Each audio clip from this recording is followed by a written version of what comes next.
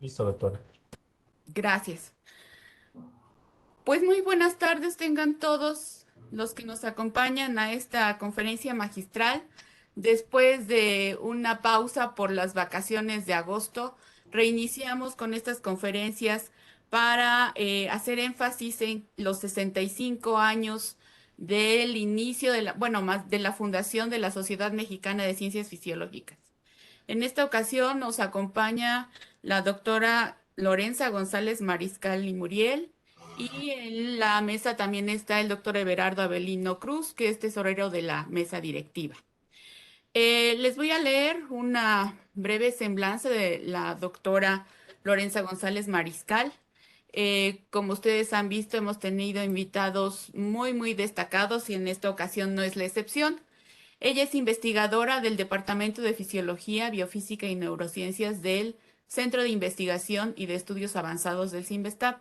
Es investigadora emérita del Sistema Nacional de Investigadores y realizó sus estudios de licenciatura y maestría en Biología Experimental en la Universidad Autónoma Metropolitana, Unidad Iztapalapa, y el doctorado en Ciencias en el Departamento de Fisiología, Biofísica y Neurociencias del CINVESTAP.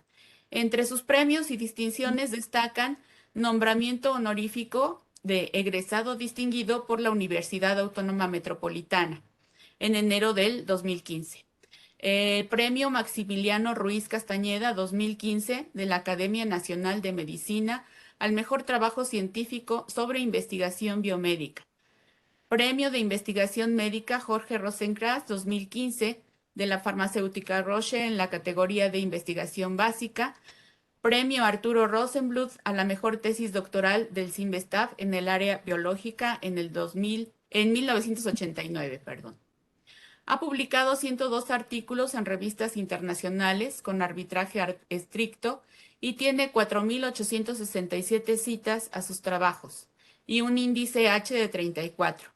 Dirigió las tesis de 22 maestros, 20 doctores, y sus estudiantes han ganado por sus tesis doctorales un premio Arturo Rosenbluth y 3 premios Weizmann de la Academia Mexicana de Ciencias.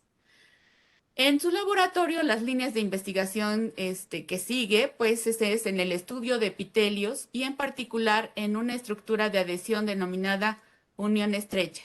Explora cómo las proteínas de la unión estrecha se modifican durante la transformación epitelio-mesénquima en el cáncer de mama y el cáncer cérvico-uterino inducido por el papilomavirus. Le interesan también las uniones estrechas presentes en las barreras hematotesticular, hematoencefálica y hematoplacentaria. Ha analizado cómo los pesticidas afectan a las barreras hematotesticular y le interesa el diseño de estrategias para regular la apertura y cierre de la barrera hematoencefálica con el fin de facilitar el paso de fármaco o terapia génica al cerebro.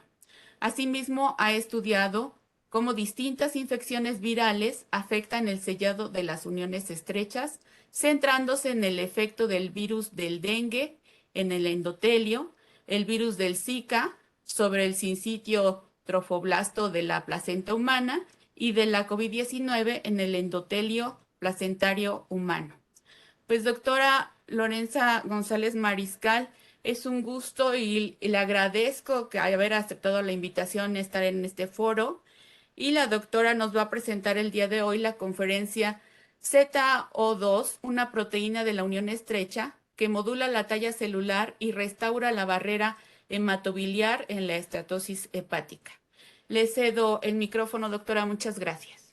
Ay, muchas gracias a ustedes por la invitación. Me siento muy honrada de participar en esta importantísima celebración de la Sociedad Mexicana de Ciencias Fisiológicas, de la cual he sido miembro desde hace muchísimos años. Y me da un gusto que ver que en este ambiente tan difícil que estamos viviendo ahorita para la ciencia, podamos seguir reuniéndonos y fomentando las actividades científicas de esta importante sociedad. Bueno, entonces voy a empezar mi plática el día de hoy. Primero me disculpo porque con este tipo de tecnología que estamos utilizando el día de hoy, concretamente este sistema, no se puede ver un cuadrito donde yo los pueda estar viendo. Me da mucha pena no poder, que no verlos y no poderlos saludar personalmente, pero bueno. Si hay cualquier duda o algo, me paran y con mucho gusto lo explico, ¿ok? Bueno, entonces voy a empezar a explicarles esto y para comenzar, quiero decirles que en mi laboratorio lo que somos especialistas es en células epiteliales. Entonces, permítanme introducir qué es un epitelio. Entonces, cuando nosotros pensamos en epitelio, normalmente pensamos en la piel, porque es lo más lógico, es el epitelio que estamos viendo, la piel nuestra, la piel de las gentes que estamos viendo. Pero no solamente la piel es un epitelio, sino tenemos epitelios en todo el cuerpo y los epitelios son los que recubren las cavidades y los ductos del organismo.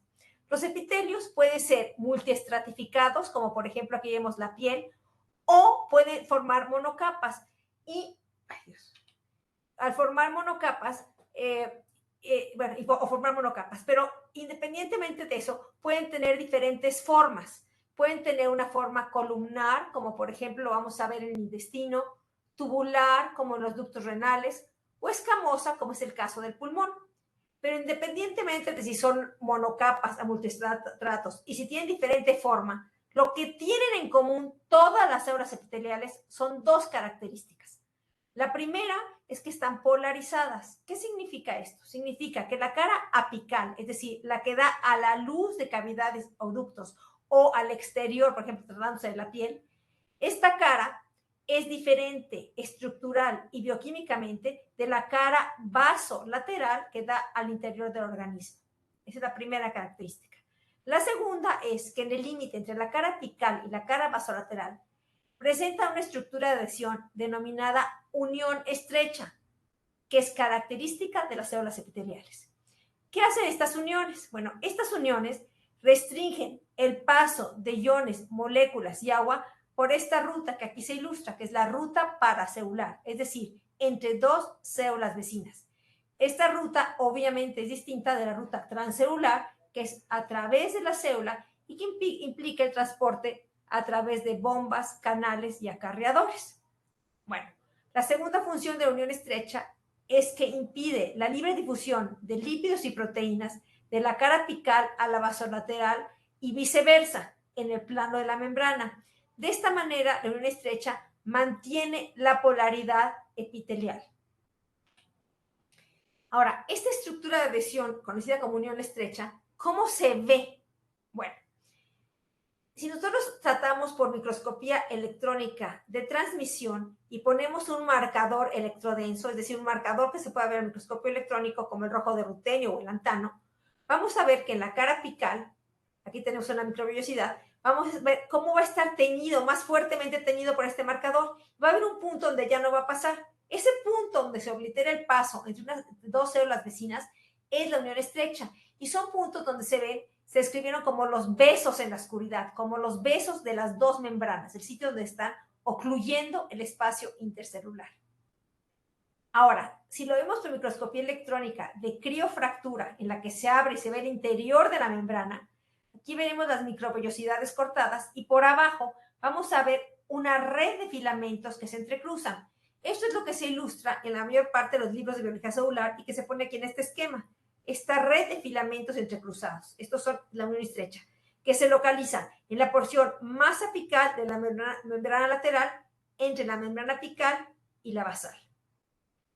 Bueno, hoy en día conocemos los componentes de estas uniones, entonces podemos tener anticuerpos contra esas proteínas y así podemos verlo también a la unión estrecha por microscopía de fluorescencia. Entonces, si lo vemos desde arriba o en fase, vamos a ver a la unión estrecha que nos va a dar una marca fluorescente en el borde celular. Y esto da un patrón que lo hemos llamado como de una malla de gallinero. ¿Por qué? Pues porque se ve así como una malla en un gallinero. Porque la forma de las células epiteliales es una forma que hace pentágonos, hexágonos, etc. Ahora, si la vemos en un corte lateral, vamos a ver como una secuencia de puntos. Aquí vemos un punto que limita la cara apical de la cara lateral. Entonces vendríamos el punto entre una célula, la otra y la siguiente. Ahora, estas uniones estrechas no son estructuras sencillas, sino al contrario, son muy complejas porque están constituidos por un gran conjunto de proteínas. Y este conjunto incluye tanto proteínas integrales como proteínas periféricas. Dentro de las proteínas integrales primero te encontramos a proteínas de la familia de las inmunoglobulinas, que van a ser las JAMS y las proteínas LSR, que hoy en día se les conoce más como angulinas.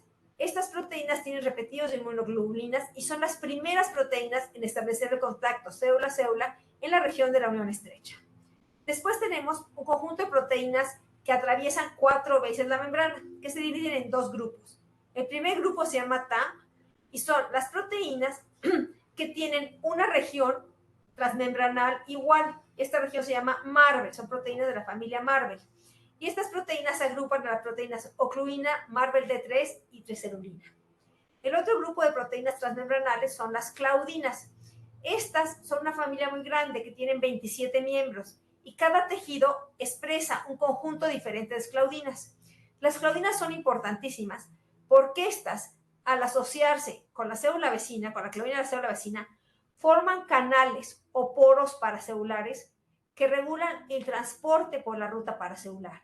Es decir, la selectividad iónica de los epitelios, la selectividad iónica por la ruta paracelular, depende del tipo de claudinas que se expresen, porque pueden formar canales que pueden dejar pasar cationes o dejar pasar aniones, o bien formar barreras para el paso tanto de cationes como de aniones. Bueno, pero estas proteínas integrales están asociadas o ancladas al citoesqueleto de actina. ¿Y cómo ocurre esto? Bueno, ocurre a través de un conjunto de proteínas citoplásmicas de unión estrecha que llamamos también proteínas adaptadoras. Dentro de estas proteínas están las proteínas ZO, las MAG y la chingulina. El día de hoy yo les voy a hablar de esta proteína en particular, la proteína ZO2. Se llama ZO2 porque fue la segunda en descubrirse de la familia ZO. Bueno, una característica muy notoria es que las proteínas citoplásmicas de la unión estrecha, la inmensa mayoría, con la excepción de la proteína chingulina, tienen dominios PDZ. Y entonces, estas se han clasificado en varios grupos. El primer grupo es la familia MAGUC. Las proteínas de la familia MAGUC son Z1, 2, 3 y PARS y se caracterizan por tener dominios PDZ, un dominio SH3 y un dominio de homología con la guanilato sinasa, pero no tienen actividad de sinasa. El segundo grupo se llama las MAGUC invertidas y son muy semejantes a las MAGUC, solo que la mayor parte de sus dominios PDZ, estos rojitos, se concentran hacia el extremo carboxilo en lugar del extremo amino como sucede en las MAGUC, de ahí el nombre de MAGUC invertidas. La otra diferencia es que en lugar de tener los dominios SH3, tienen dominios WW, pero finalmente tanto los dominios SH3 como WW se caracterizan porque se unen a sitios ricos en prolinas. Bueno, el tercer grupo son las proteínas con múltiples dominios PDZ, como la proteína MUP1 y PATJ. Como ustedes pueden ver, son muy abundantes los dominios PDZ en ellas. Y después, como proteínas con dominios PDZ, tenemos a PAR3, a PAR6 y a F6, que son proteínas que no pertenecen a las familias anteriores, pero sí tienen dominios PDZ. Bueno, ¿para qué sirven estos dominios PDZ? Son sitios de adhesión proteína-proteína. Y como ven, aquí estas proteínas no solo tienen dominios PDZ, sino otros dominios como SH3 y guanilato sinasa o WW, que sirven para adherirse a otras proteínas. De ahí que se diga que estas proteínas son plataforma, es decir, son sitios que reúnen a una gran cantidad de proteínas. ¿Para qué? Pues pensamos que es para hacer señalización. Bueno, en el caso de ZO2, como su nombre lo dice, es una proteína. ZO significa sonula occludens, es el nombre en latín de la unión estrecha.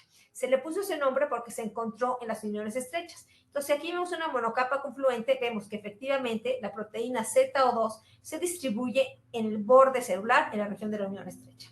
Bueno, lo sorprendente es que nosotros encontramos en mi laboratorio que si las células se cultivan a una densidad que llamamos de subconfluencia, es decir, que hay huecos, aquí no hay células, entonces la proteína ZO2 aparece también de una forma muy conspicua en el núcleo. Entonces, ahora sabemos que ZO2 es una proteína que puede encontrarse en 2 regiones, tanto en el núcleo como en las uniones estrechas y obviamente también en el citoplasma porque está viajando de un sitio al otro. Bueno, encontramos previamente que ZO2 entra al núcleo al final de la fase G1 y sale durante la mitosis. Ahora, si esta proteína tiene tantos sitios de unión a otras proteínas, ¿cuáles son estas proteínas a las que se unen?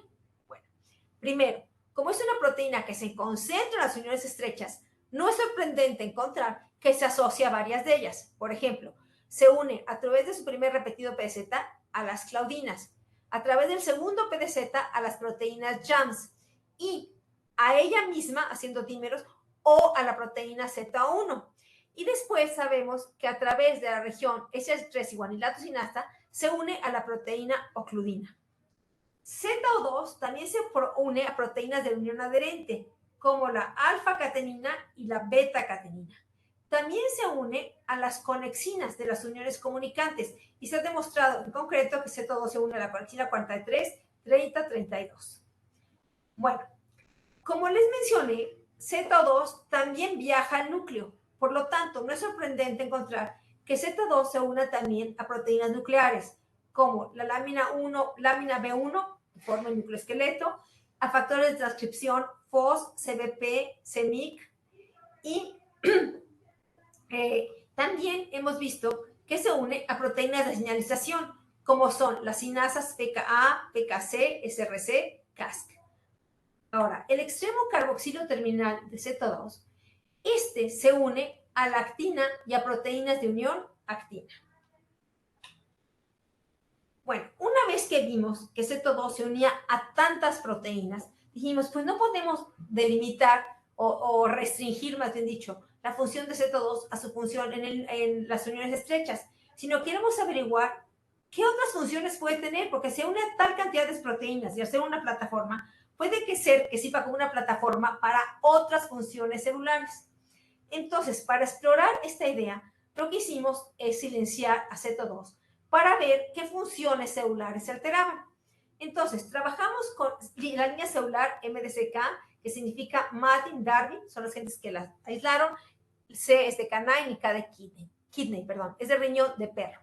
Y en esta línea se pusieron 3 sirnas contra ZO2 y como pueden ver ustedes, no se expresa la proteína ZO2 a comparación de la línea parental. Pero sorprendentemente, cuando teñimos contra la proteína semejante a ZO2, pero que es otra, producida por otro gen que es Z1, observamos sorprendentemente que las células que no expresaban a ZO2 aumentaban de tamaño en comparación con la línea parental. Entonces, primero dijimos, bueno, vamos a cuantificar cómo fue este aumento. Entonces, lo que hicimos aquí es un análisis de difracción frontal de la luz en un citómetro. Entonces, las células se les incide un láser, y entonces esto produce esta difracción. Y como ven, si la célula es más grande, la difracción es menor. Si la célula es más pequeña, la difracción es menor. Y eso es lo que se ilustra aquí. Entonces, tenemos aquí la curva de las células parentales en negro. Y vean ustedes como 3 clonas de las células de todos knockdown están desplazadas hacia la derecha. Significa que son de mayor tamaño. Ahora, ¿cuántos micrómetros significa esto? Bueno, lo que hicimos también en el citómetro fue poner unas perlas de un diámetro conocido, un conjunto de perlas, y entonces calcular el diámetro comparado con las células MDCK. Y lo que vemos es que mientras que las células parentales, su diámetro promedio, la mayoría, es de 35 a 40 micrómetros, en las células Z2 knockdown, su diámetro aumenta de 55 a 60 micrómetros en la mayoría de ellas. Bueno, entonces la siguiente pregunta que nos planteamos es, ¿pero por qué aumentó el tamaño? Entonces, para estudiar eso, tenemos que explorar cuáles son las rutas que se conocen que regulan el tamaño celular. Bueno, la ruta más conocida se llama la vía hipo. Y hipo viene del hipopótamo en inglés. ¿Por qué? Porque cuando esta ruta no funciona, las células se ponen grandes, gordas, como un hipopótamo. Bueno, entonces aquí vemos que esta ruta está constituida por 2 sinasas que se llaman MAX y LAS, que fosforilan de manera secuencial y que están asociadas a proteínas plataforma, MAX a Salvador y LAS a MOV. Y el efector final de esta ruta es la proteína YAP o TAS que se fosforila por LAS. Cuando YAP se fosforila, se degrada en el citoplasma. Cuando YAP se fosforila, se degrada en el citoplasma o se retiene porque se asocia a la proteína 14D33. Pero cuando la ruta hipo no funciona y YAP no se fosforila, entra al núcleo y ahí actúa como un coactivador transcripcional. ¿Qué significa esto?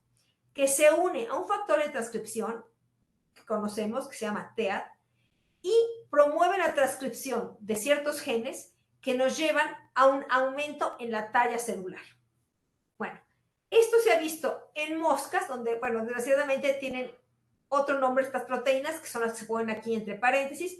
Entonces aquí se está viendo que cuando está mutado Yorkie, o sea, ya, y no se puede fosforilar, entonces como aumenta el tamaño del ojo de la mosca. Y aquí estamos ya en hígado de un ratón, y estamos viendo ahora sí con la nomenclatura de JAP, que cuando hay una mutación en esta proteína, lo que vemos que JAP hace que aumente el tamaño del hígado. Bueno, entonces lo primero que nosotros nos preguntamos es si efectivamente en las células que vemos que se volvieron grandes y gordas porque no tienen Z2, hay una alteración en la fosforilación del efector de esta ruta, es decir, en la fosforilación de la proteína YAP. Y efectivamente vemos que está menos fosforilada. Aquí lo vemos por Western blot y aquí lo estamos viendo por inmunofluorescencia. Vemos que en las células parentales YAP está en el citoplasma, mientras que en las células Z2 knockdown se está concentrando en el núcleo. Aquí vemos los núcleos prácticamente vacíos.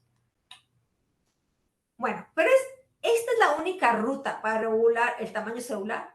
No, existe otra ruta, que es la ruta mTOR, que seguramente ustedes, muchos de la audiencia, estarán familiarizados con ellos.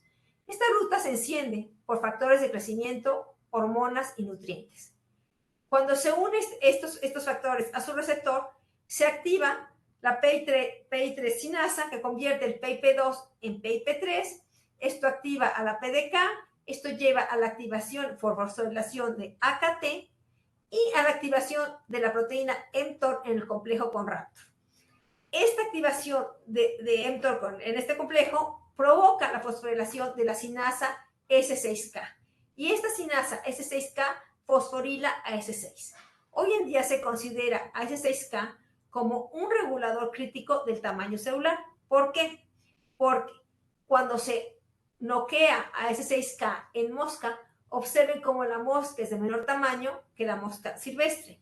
Y en ratones, cuando se noquea a S6K, observen cómo el embrión es más pequeño que el embrión silvestre. Bueno, esta fosforilación de S6 nos lleva a síntesis de proteínas y a un aumento en la talla celular. Bueno, con esto en mente, nosotros nos abocamos a estudiar si la ausencia de Z2 estaba activando estas dos rutas. Y se los resumo en esta diapositiva. Entonces, vimos que en ausencia de Z2 disminuía la cantidad de JAK fosforilado, como ya les mostré, y aumentaba la concentración de JAK en el núcleo. Bueno, se sabe que JAK, cuando se une a TEAD, promueve la transcripción de genes. ¿Cuáles son estos? Uno de los más conocidos es la subunidad catalítica de PI3 sinasa. Perdón, de PI3 sinasa, que lo que hace es convierte el PIP2 en PIP3. Entonces nosotros estudiamos si este cambio se estaba dando. Entonces lo primero que vimos es que efectivamente en la célula Z2 knockdown es mayor la concentración de PIP3. Después lo que hicimos es poner un inhibidor de la PI3 sinasa. Y esto lo vemos aquí con este experimento de difracción de la luz. Entonces, observamos en negro a la línea parental, las células parentales, que es su tamaño, perdón, esta negra que está aquí. Y después vemos en azul a la línea Z2 knockdown, que como ya habíamos dicho, está desplazada a la derecha. Pero ¿qué pasa? Y lo vemos en rojo, que a la Z2 knockdown les inhibimos la acción de la PI3 sinasa, vemos cómo regresa la talla al tamaño de la célula wild type. Es decir, sí pues todo está indicando que se está encendiendo este gen y que esto tiene que ver. Bueno, la otra transcripción que ocurre cuando JAP se une a TEAD, se transcribe el MIR29. El MIR29 lo que hace es que impide la traducción de PTEN. PTEN es una fosfatasa que hace que el PIP3 se convierta en PIP2. Entonces, lo siguiente que nosotros hicimos fue analizar qué está pasando con PTEN. Aquí tenemos las células parentales y vemos aquí en las células Z2 knockdown como hay una menor expresión de PTEN. Como ustedes saben, para producir un microRNA se necesita de dicer. Si nosotros ponemos un cRNA contra dicer, observamos que aumenta la concentración de PTEN. Y entonces, ¿qué pasa con la talla celular?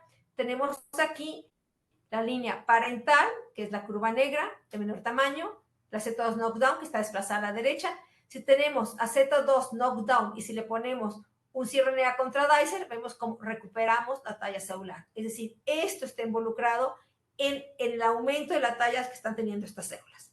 Bueno, pero más adelante en la cadena, ¿qué sucede?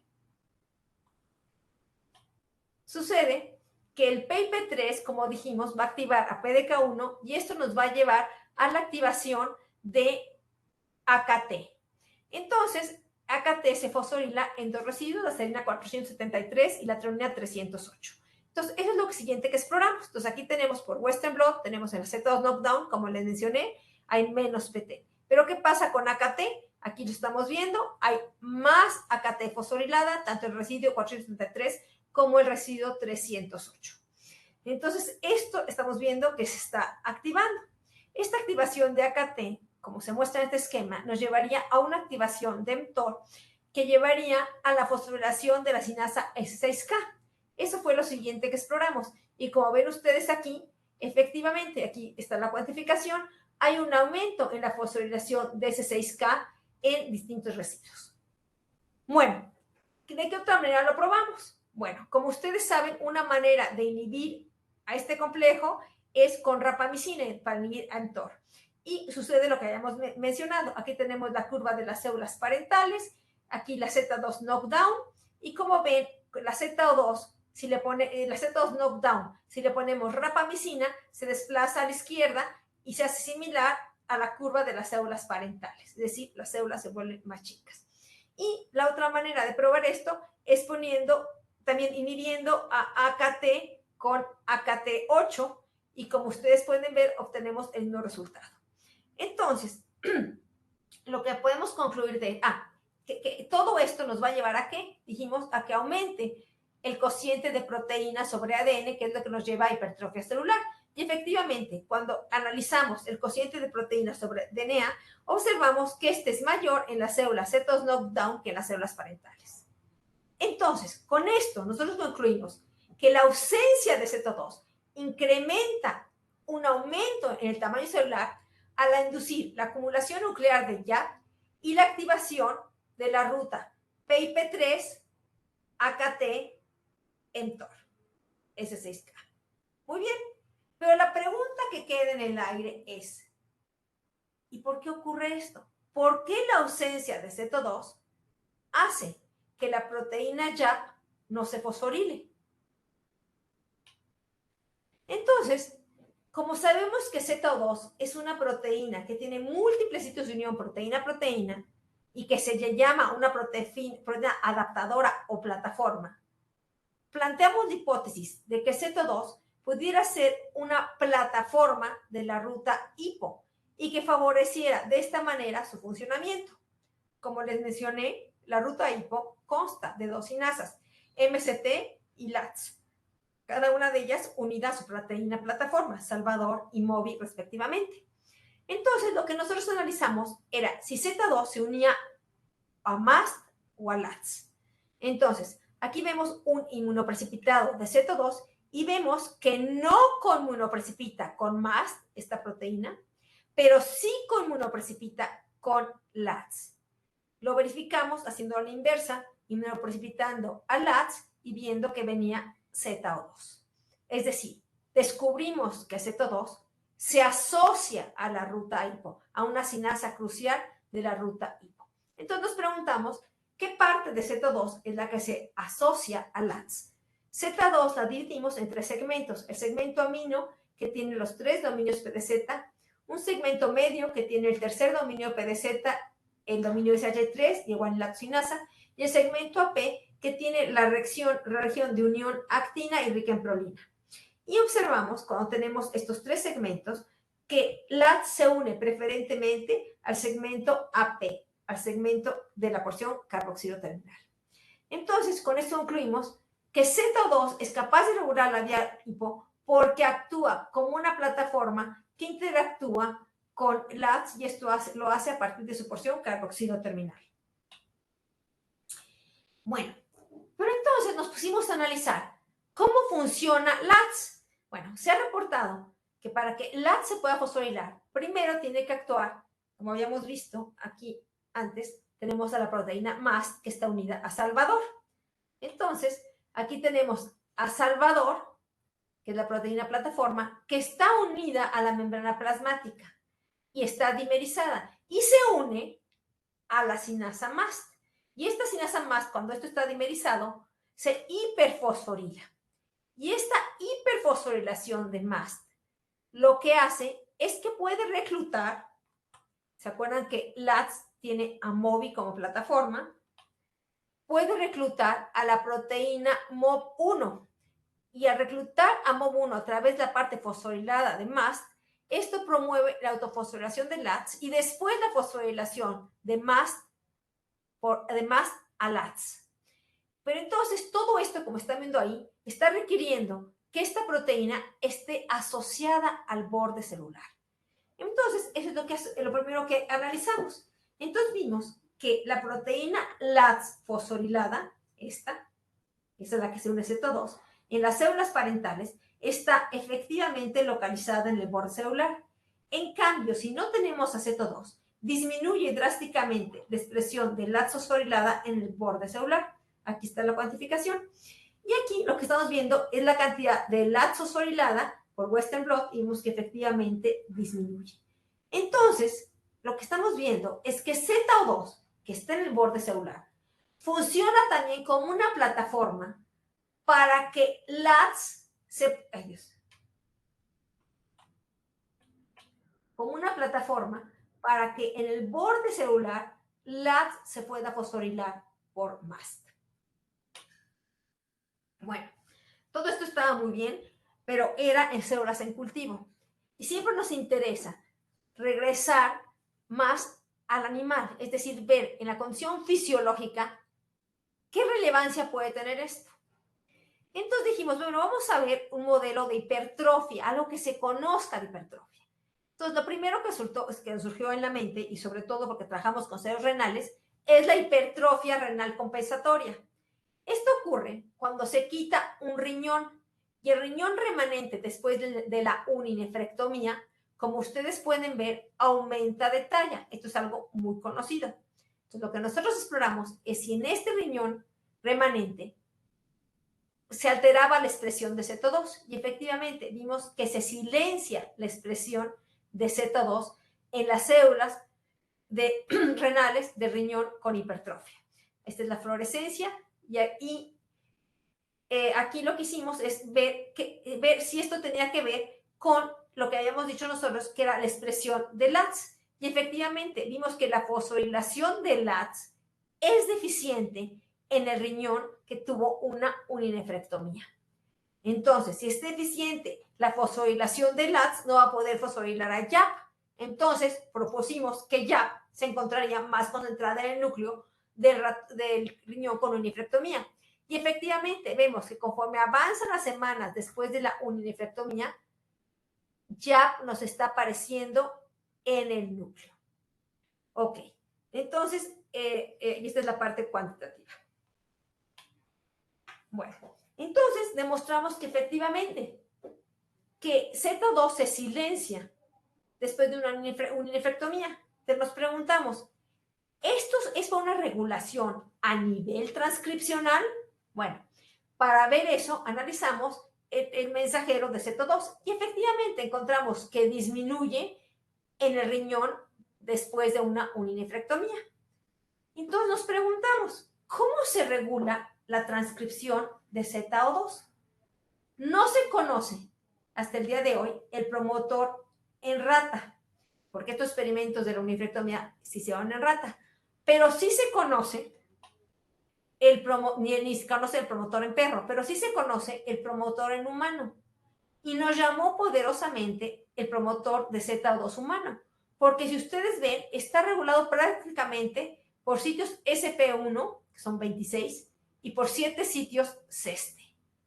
Esta hiperabundancia de sitios SP1 nos llevó a preguntarnos cómo se estaba expresando el factor de transcripción SP1 en la condición de una nefrectomía. Y encontramos que la expresión del factor de transcripción SP1 disminuye en el riñón remanente después de una urinefrectomía. Bueno, tenemos además una gran ventaja, es que existe un inhibidor específico para el factor de transcripción SP1 que se llama mitramicina, que se abrevia MTM. Entonces, regresamos al método de cultivo para analizar si MTM, o sea, si al inhibir a SP1, podíamos controlar la expresión del mensajero de ZO2. Entonces, para ello, diseñamos un protocolo para ver en qué momento es cuando hay una hiperabundancia de este mensajero. Y encontramos lo siguiente: si cultivamos a las células en medio con bajo calcio, en bajo calcio quiero aclarar que no se puede formar las uniones estrechas, es imposible, no se forman. Pero en esta condición, en función del tiempo, que es aquí lo que se ve en morado, observen cómo va aumentando el contenido de mensajero de Z2, es decir, la célula, como no puede armar uniones estrechas, acumula y acumula y acumula mensajero. Esto no es nuevo porque ya lo hemos visto nosotros mismos con la proteína Z1. Ahora, en cambio, si estamos en la condición de calcio normal, vemos cómo se mantiene, que es cuando hay uniones estrechas formadas, se mantiene una cantidad estable de mensajero de Z2. Entonces dijimos, este modelo es ideal para probar si este aumento se puede dar, si ahora bloqueamos a la función de SP1 con mitramicina, con MTM. Como ustedes pueden ver aquí, este aumento no se dio. De donde concluimos que el senescimiento de Z2 se regula a nivel transcripcional por el factor de transcripción SP1. Bueno, una vez que vimos esto, dijimos, ok, quedó claro que en riñón se silencia Z2 cuando hay una hipertrofia, y esto es a nivel transcripcional, y se regula por SP1. Pero ¿por qué no buscamos otro modelo de hipertrofia? Y el modelo que nos pareció que tenía mucha relevancia fisiológica y mucho impacto en México por el problema de gordura que hay ahorita en el país, era el modelo de la esteatosis. La esteatosis significa la acumulación anormal de grasa en el citoplasma. Y esto, como ustedes saben muy bien, se observa en el hígado de las personas con sobrepeso. Aquí lo ven, tenemos el hígado graso. Y para trabajar esto, lo trabajamos con la rata Zucker obesa. ¿Qué modelo es este? Bueno, este es un modelo de un animal que tiene un receptor de leptina no funcional. ¿Por qué? Porque se sustituyó un codón del dominio extracelular. En estos animales, la obesidad se hereda como característica mendeliana recesiva. Y en animales se desarrolla esteatosis hepática y resistencia a la insulina desde la semana 7 y exhibe diabetes tipo 2 a partir de la semana 14. Bueno, como nosotros estamos interesados en concentrarnos en la esteatosis y no mezclarlo con toda la serie de cambios que ocurren con la diabetes, todos los experimentos los hicimos con ratas Zucker, las obesas y las no obesas, que fueran a la semana 12 para que aún no fueran diabéticas. Ok, entonces permítanme que les introduzca un poco a la anatomía del hígado para que entendamos en este tejido dónde se ubican las uniones estrechas. Hago énfasis en esto porque yo les había dicho que la cara apical de las células epiteliales daba hacia la luz de cavidades y ductos, pero en este caso, pues no hay una cavidad en el hígado, no se ve ninguna cavidad, pero sí se ve un ducto, que son, aquí van a ser los conductos biliares. Entonces, esto que ven aquí tenemos los hepatocitos. Si esto lo hemos ampliado aquí, tendríamos un hepatocito y aquí tendríamos el conducto biliar. Bueno, esto es lo que ampliamos aquí abajo. Entonces, esta cara, la que da aquí, esta es la cara apical y el resto es lo que nosotros en otro epitelio llamaríamos cara vasolateral y en el caso del hígado se le conoce como la membrana sinusoidal. Bueno, las uniones estrechas que regulan el paso de iones, moléculas y agua se encuentran aquí. Entonces aquí tendríamos con proteína transmembrana a las claudinas y aquí tendríamos a la proteína ZO2 y aquí al citoesqueleto de actina.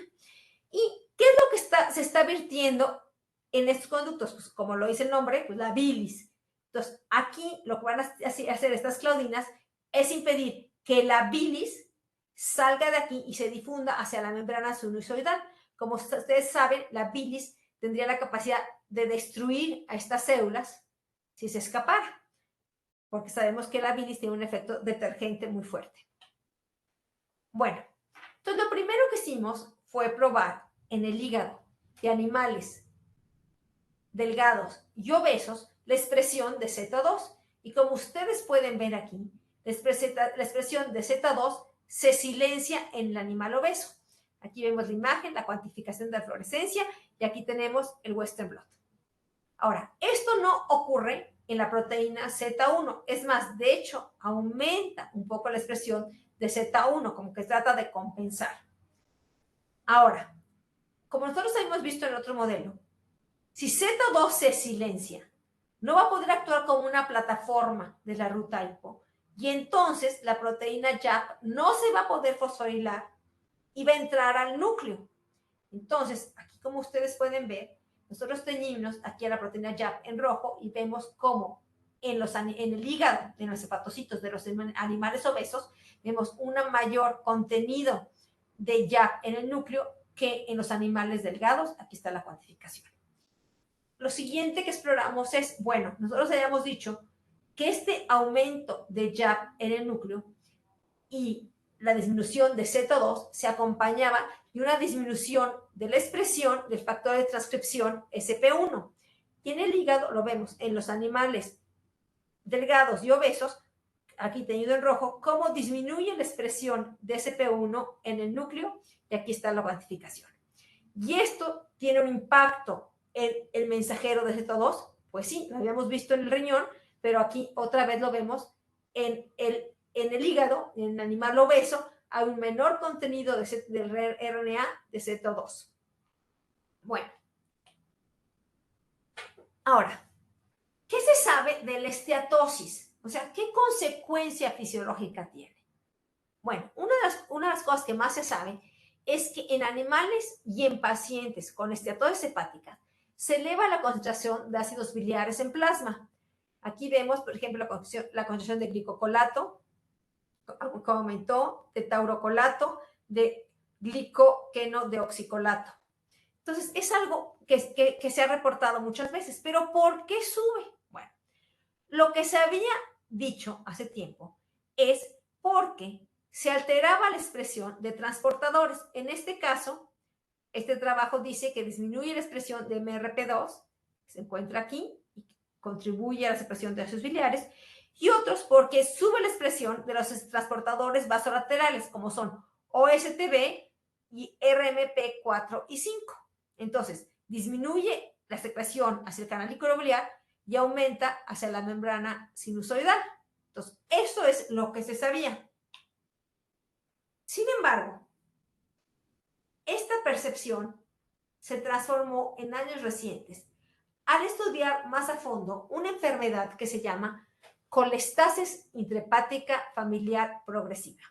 Esta enfermedad es una enfermedad terrible cuyos síntomas son ictericia fluctuante, colestasis persistente, falla en la secreción de sales biliares y otros componentes de la bilis, y esto conduce a falla hepática muy severa que lleva a los pacientes a cirrosis y a cáncer en los primeros años de vida. O sea, nos estamos refiriendo a bebés y niños desde unos meses a 1 año, 2 años.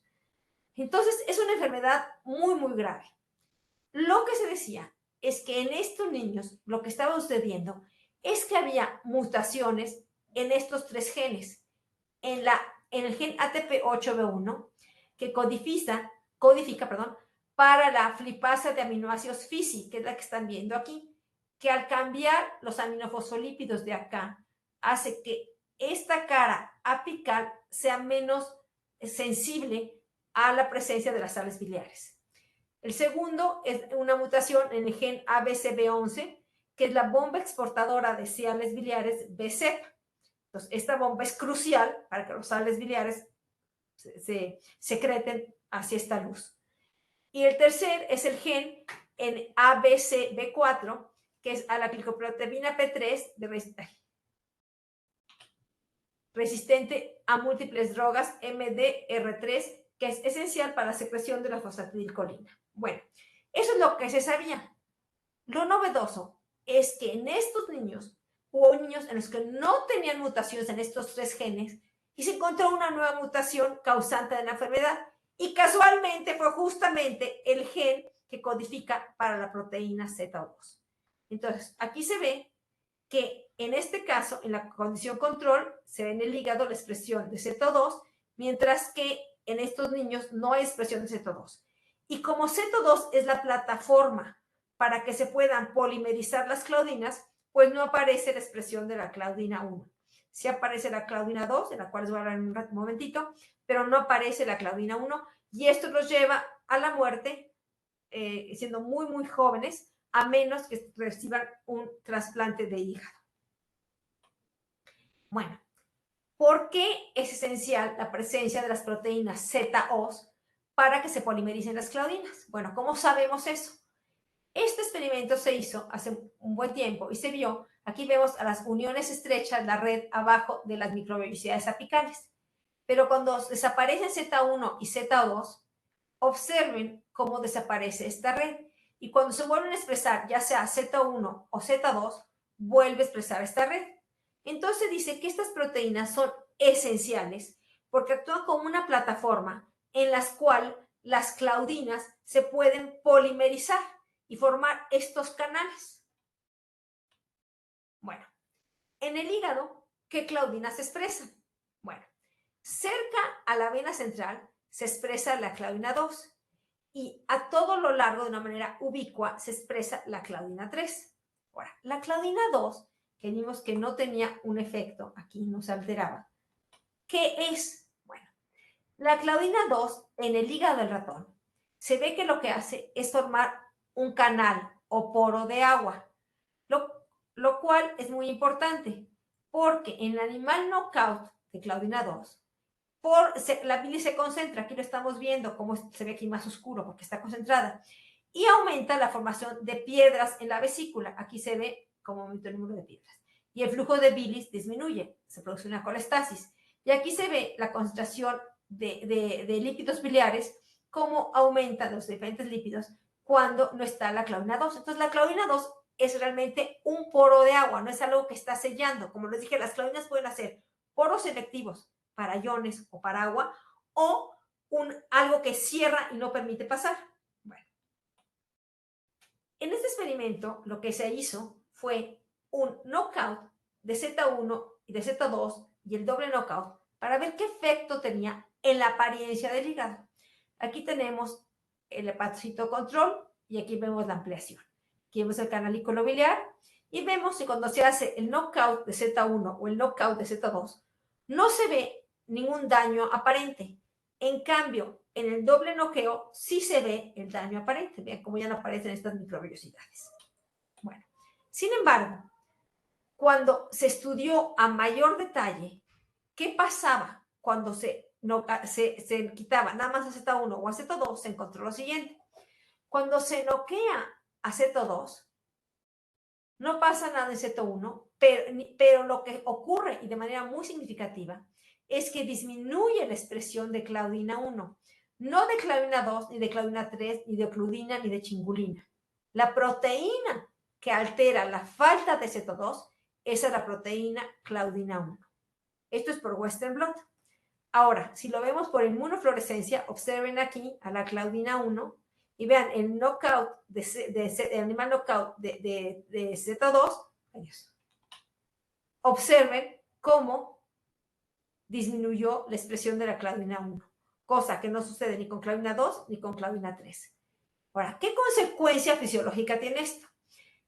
Cuando midieron los ácidos biliares en plasma, observan que al día 60 aumentan cuando no hay Z2 y al día 300 esto es todavía mucho más notorio en comparación con el animal control. Es decir, hay una fuga de ácidos biliares. La unión estrecha se volvió permeable. ¿Esto qué consecuencia tiene para el animal? Además de que, bueno, hay sales biliares en la sangre. Bueno, una consecuencia es que es un hígado mucho más sensible al daño hepático. En este caso, el daño hepático se aplicó poniendo 0.5% de ácido cólico. En el animal control no se produjeron áreas necróticas. En el animal que no tenía Z2 se produjeron áreas necróticas. Otra manera de verlo fue con la expresión de la bilirrubina, que aumentó únicamente en el animal que tiene a Z2 noqueado, cuando se le puso 0.5% de ácido cólico, y lo que no ocurre en el animal control.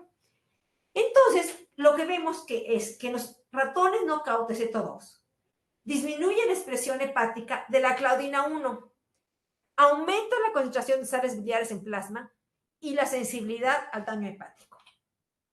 Ahora, esto que se vio en animales, ¿se puede ver en humanos? ¿Qué produce en humanos este problema? Bueno, aquí viene al caso esta enfermedad que se llama la colestasis intrahepática del embarazo. Esta enfermedad induce el incremento de ácidos biliares en la sangre y representa un riesgo para el feto. ¿Cuáles son los síntomas? Comezón en la madre son comezón intensa en la planta de las manos y en los pies, dolor en el cuadrante superior derecho, orina obscura, heces pálidas y fatiga. Los riesgos para el feto son sufrimiento fetal y ritmo cardíaco anormal, parto pretérmino espontáneo, presencia de meconio en el líquido amniótico y muerte fetal. Ahora, ¿cuándo se produce esta enfermedad? Inicia, por lo general, durante el tercer trimestre del embarazo. Ahora, ¿qué se ha visto de estas mujeres? ¿Quiénes son las mujeres afectadas? Yo les había dicho de esta enfermedad terrible que tenían de la colestasis hereditaria en los infantes, era por mutaciones homocigotas. En este caso, son las mismas mutaciones, pero ahora son mutaciones heterocigotas. ¿En qué genes? En los mismos genes que les describí anteriormente, que ahora sabemos incluyen también a TJP2. Y esto produce colestasis intrahepática familiar al estar mutados, como dijimos, en forma, los que producían la enfermedad cuando estaban en forma homocigota. Cuando están en forma heterocigota, la pueden producir en las madres en el embarazo. Ahora, es interesante que las pacientes con colestasis intrahepática del embarazo solo manifiestan el fenotipo colestásico cuando están embarazadas y típicamente durante el tercer trimestre, cuando han ganado mayor peso. Y además se ha visto que hay una coexistencia entre esta enfermedad con el hígado graso agudo del embarazo. Entonces, esto nos dio pie a que buscáramos una forma de restaurar la expresión de ZO2 en una condición de un hígado graso. Entonces, en lo que pensamos es en la sinasa AMPK.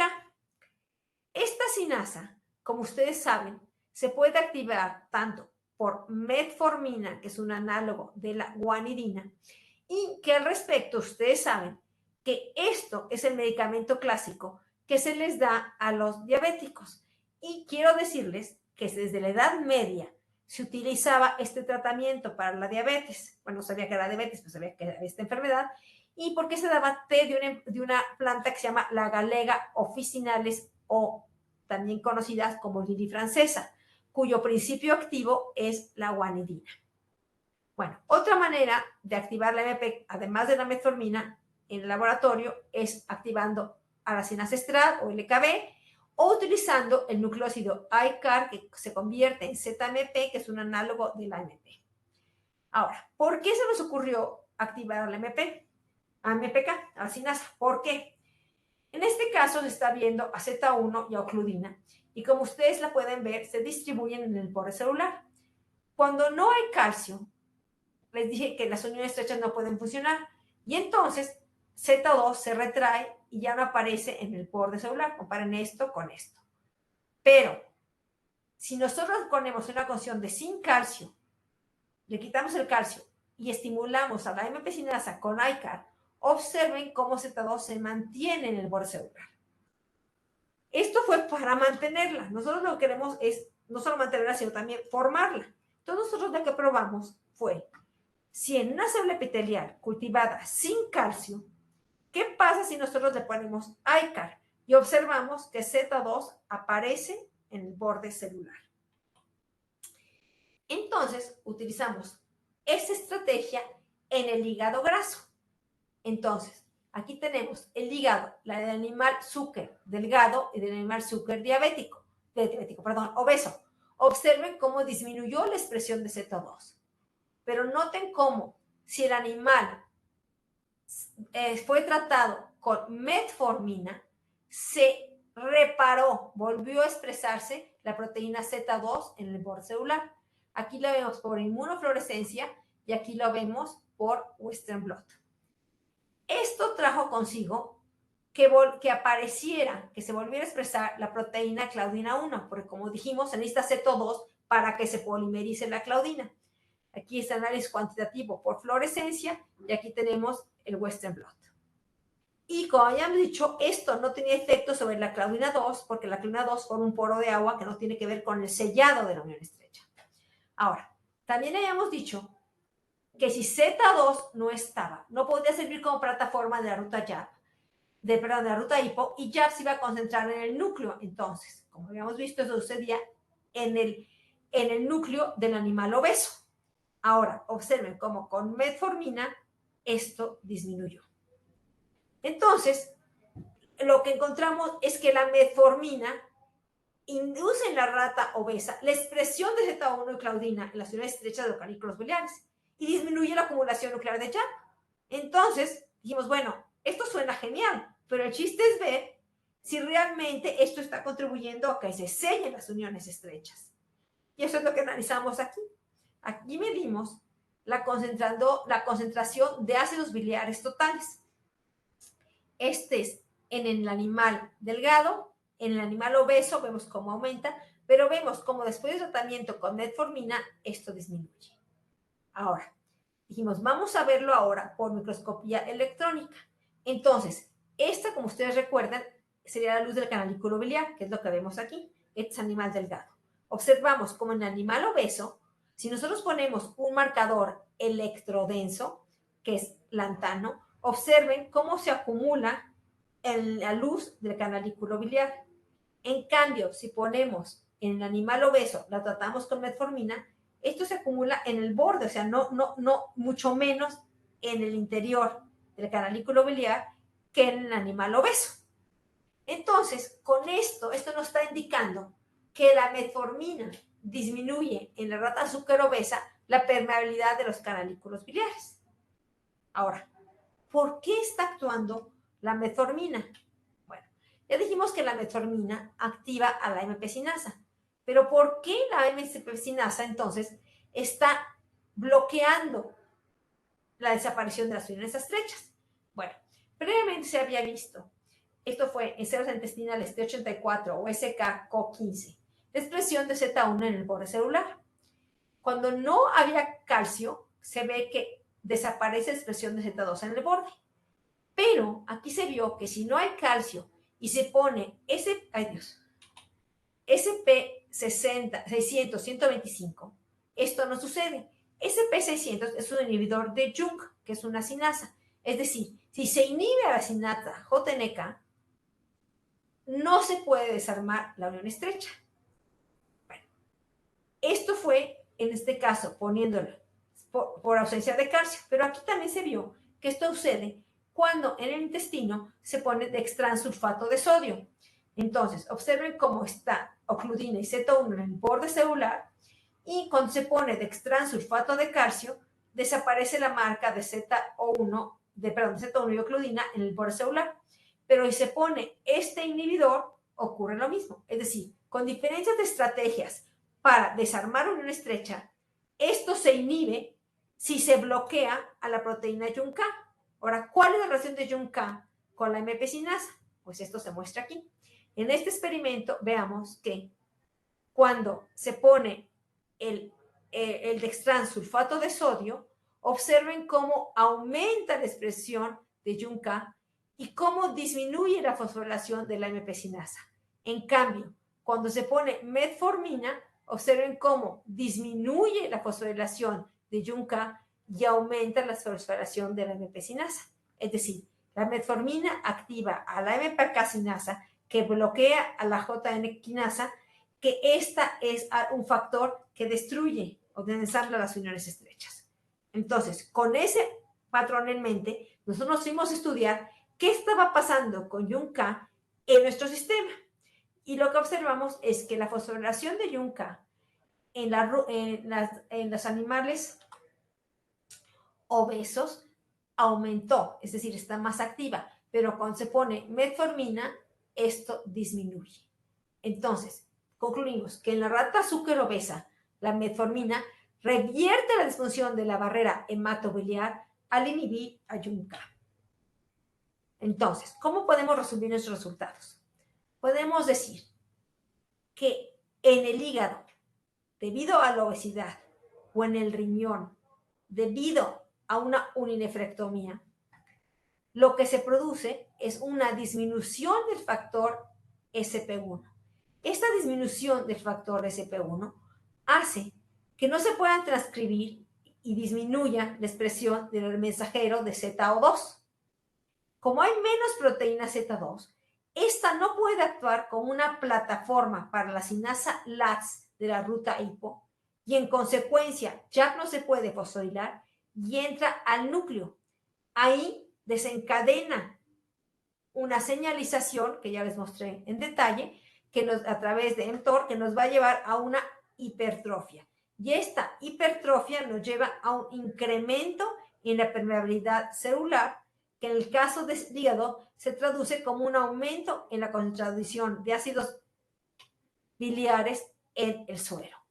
Ahora, estos procesos los podemos revertir si activamos a la MP sinasa, porque esta bloquea a la sinasa Jun, la cual inhibe a las uniones estrechas. Entonces, en conclusión, con este trabajo descubrimos que Z2 regula la talla celular porque actúa como una plataforma de la vía hipo, permitiendo que la sinasa LATS fosforile a YAP. Segundo, el silenciamiento de Z2 es una característica común en los órganos con hipertrofia, al menos en los que hemos estudiado, que son riñón e hígado. Tercero, la expresión de Z2 se regula a nivel transcripcional por el factor SP1 y finalmente encontramos que ZO2 es un blanco terapéutico para el tratamiento de la colestasis intrahepática y en este caso el tratamiento lo hicimos con metformina. Bueno, no quiero dejar de agradecer a todas las gentes que han colaborado en este proyecto. Quiero decir que en mi laboratorio todo este proyecto dio lugar a 2 tesis. La parte inicial fue la tesis de Alaide Domínguez Calderón, fue una tesis doctoral de hace unos años, y la segunda y más reciente, la tesis de Laura González González. Las otras personas que están indicadas aquí son otros estudiantes del laboratorio que también participaron en este proyecto. Ahora, en esta segunda parte contamos con la importantísima colaboración del doctor José Berardo Avelino Cruz en el Instituto de Fisiología UAP de Puebla, con quien pudimos establecer una colaboración muy estrecha y muy fructífera, y le agradecemos mucho todo lo que nos enseñó de estos animales con hipertrofia del hígado. También trabajamos con el doctor Luis Marat Álvarez Salas del Departamento de Genética y Biología Molecular, la doctora Concepción Gutiérrez del Departamento de Ciencias de la Salud, de la UAM Iztapalapa, la doctora Esther López Baigén del Departamento de Toxicología del CIMBESTAB, el doctor Víctor Calderón del Departamento de Bioquímica del CIMBESTAB, la doctora Diana Chávez Mujía del Departamento de Infectómica y Patogénesis Molecular del CIMBESTAB, y el ya fallecido doctor José Luis Reyes del Departamento de Fisiología, Biofísica y Neurociencia del CIMBESTAB Zacateco.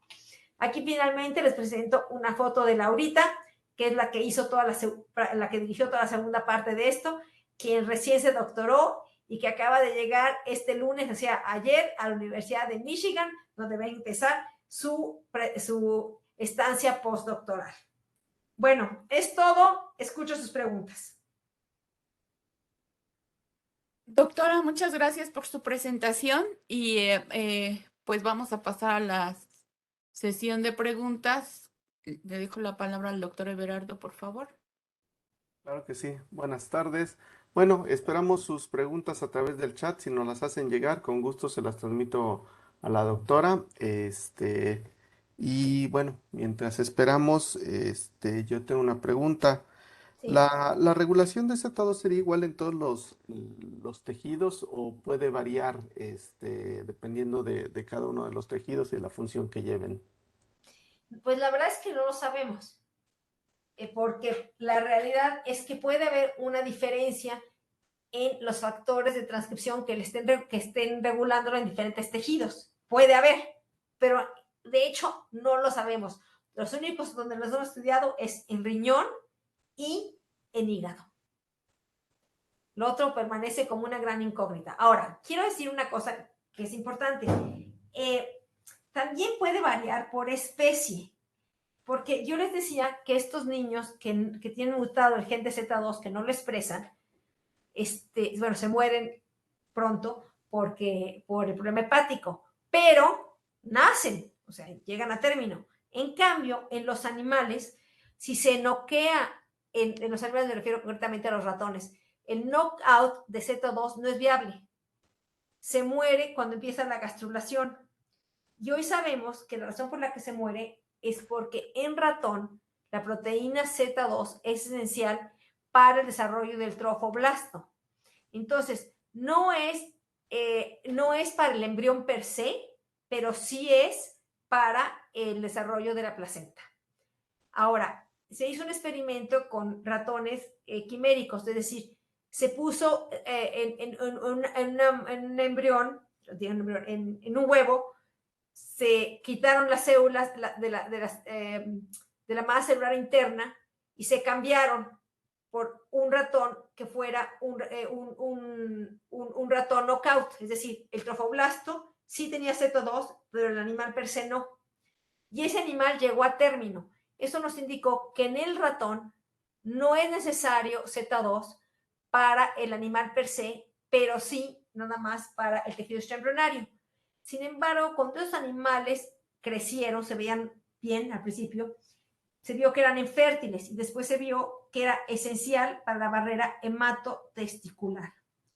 Ahora, en humanos no lo sabemos porque los niños que han tenido esta enfermedad, pues la mayoría se morían cuando nacían, al poco tiempo, en el primer año de vida, primero, segundo, tercer año de vida. Y los que han recibido trasplante, pues no han llegado a la adolescencia y no sabemos si van a ser fértiles o no. Entonces puede variar no solo por tejido, sino también por especie. Excelente, muchas gracias por su respuesta. El doctor José Ramón Eguíbar pregunta, en la esteatosis hepática, ¿en qué tiempo se elevan las sales biliares? Es una buena pregunta. Nosotros la verdad es que nada más lo estudiamos, como lo mencioné aquí al principio.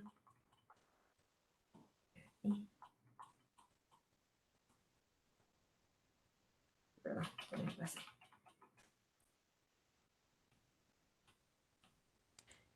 aquí está. Nosotros lo vimos a partir de la semana 7, que es cuando se desarrolla la esteatosis hepática.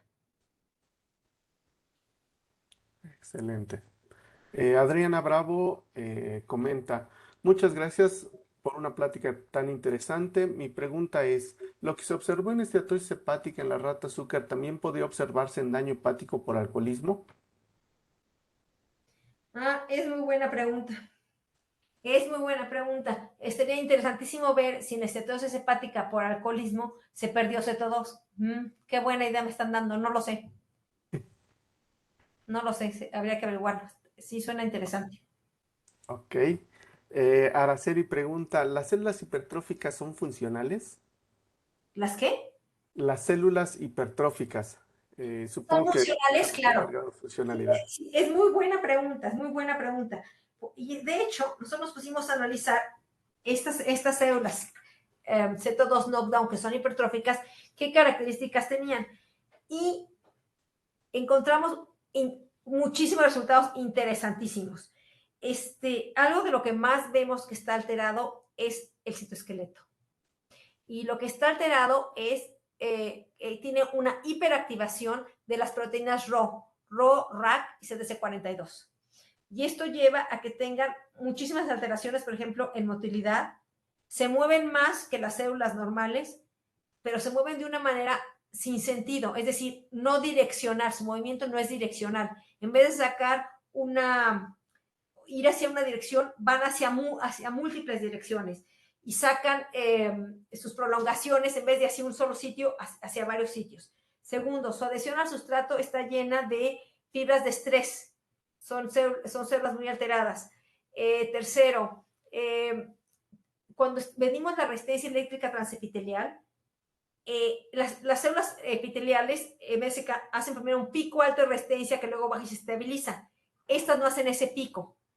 Tiene alterada ¿qué otra cosa tiene alterada? La formación del cilio. El cilio es algo muy importante porque el cilio es un sensor del medio ambiente. O sea, el cilio primario sensa cómo está el ambiente y en estas células casi no hacen cilios. O sea, hay una cantidad de alteraciones terribles que ahorita estamos justamente estudiando eso. ¿Por qué se alteraron esas otras cosas y a qué nos llevan?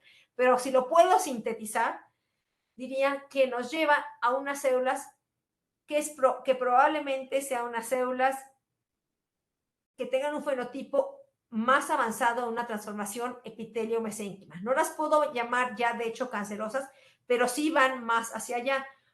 Una de las alteraciones más graves que tienen es que tienen deformada la forma del núcleo.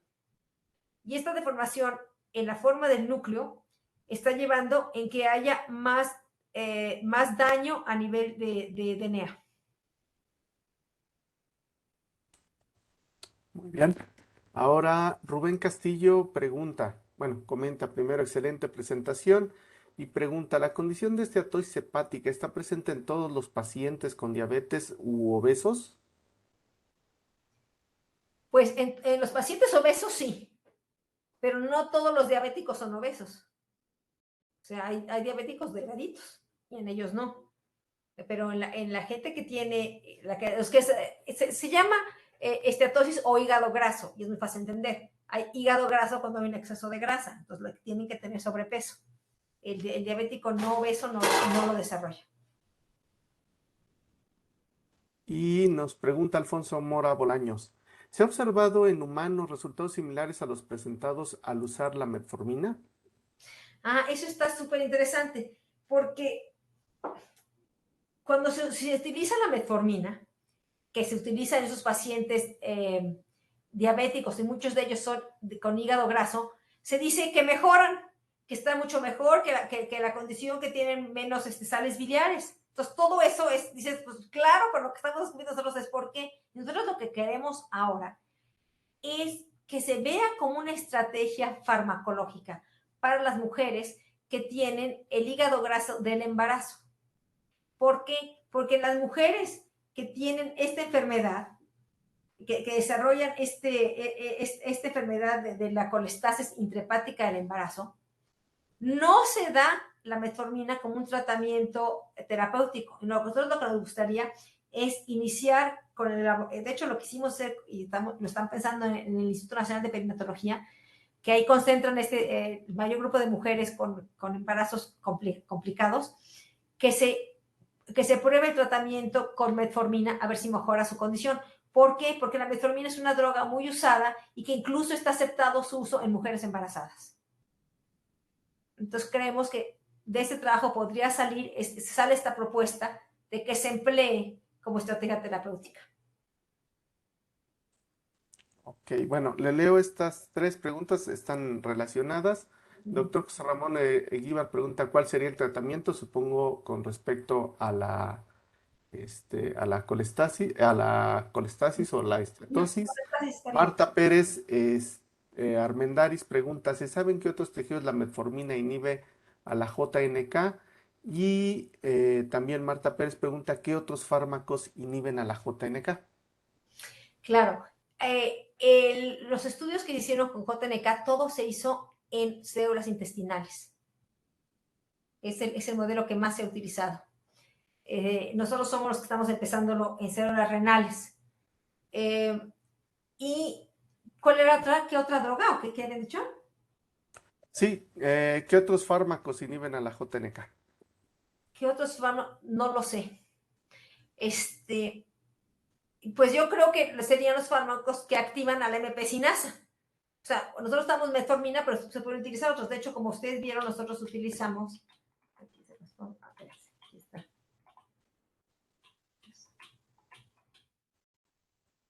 utilizamos ICAR, pero el fármaco que se usa en humanos, pues es el análogo de la guanidina.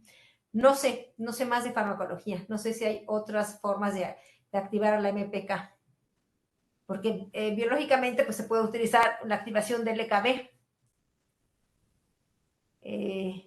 No lo sé, no lo sé. Bueno, de momento ya no hay preguntas en el chat. No sé si alguien más desea hacer alguna pregunta. Si no es así, paso el control del micrófono a la doctora Carmen. Sí, creo que esas son todas las preguntas. Pues con esto damos por concluida esta sesión, agradeciendo a la doctora Lorenza González Mariscal haber aceptado participar con esta conferencia muy interesante. Y a todos, muchas gracias por su asistencia. Seguimos viéndonos en el próximo mes. Pues muchas gracias, Gracias a Everardo. ustedes. Muchas gracias, doctora. Gracias a ustedes por invitarme. Fue un placer. Gracias, doctora. Agradecemos al maestro Rogelio Quintana, quien nos ha permitido que podamos conectarnos y estar en los controles, dijéramos. Nos vemos próximamente. Gracias a Gracias. todos.